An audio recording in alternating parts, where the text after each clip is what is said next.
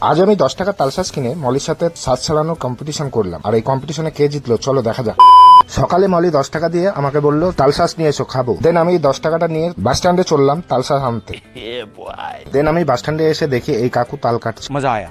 তারপর 10 টাকা দিয়ে আমি বললাম যে ক পিস তালে শ্বাস হবে আমাকে দাও। এমনিতেই 10 টাকায় 3 পিস বিক্রি করছিল, কিন্তু আমাকে কাকু 10 টাকায় 4 পিস দিল। সো নাইস কাকু, তাই না?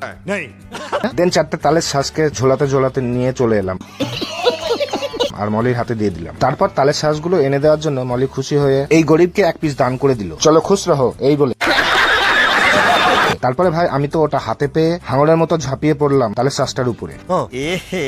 रहा नहीं जाता, तड़प ही ऐसी है ना। তারপর পাশে তাকিয়ে দেখি একই মলিও কম যায় না আমার থেকে। चले एक काम कर, 200 रुपए दे और 50 रुपए काट ओवर एक्टिंग के वजह। যাই হোক খোসাটা ছাড়াচ্ছিলাম, এরই মধ্যে মলি বলে উঠলো, কে তাড়াতাড়ি তালশাঁসের খোসা ছাড়াতে পারে? যেই না মলি এই কথা বললো অমনি শুরু হয়ে গেল ওয়ার্ল্ড ওয়ার 3। আমারও ইগো বলে উঠলো আমার সঙ্গে কম্পিটিশন। साले को बम से उड़ा दूंगा ये। তারপর কি বলবো ভাই, নিমেষের মধ্যে তালের শ্বাসের খোসাগুলো ছাড়িয়ে টপাক করে মুখে তালের শ্বাসটাকে পুড়ে ফেললাম আর আজকের উইনার হয়ে গেলাম আমি।